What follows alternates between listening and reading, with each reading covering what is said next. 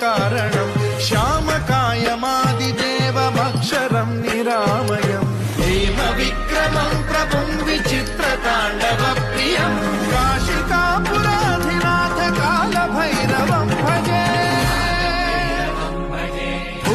मुक्तिदायकं प्रशस्तचारु विग्रहं भक्तवत्सलं स्थितं समस्तलोकविग्रहं विनिक्पणं मनोज्ञ हेम किङ्किणील सत्कटिं काशिका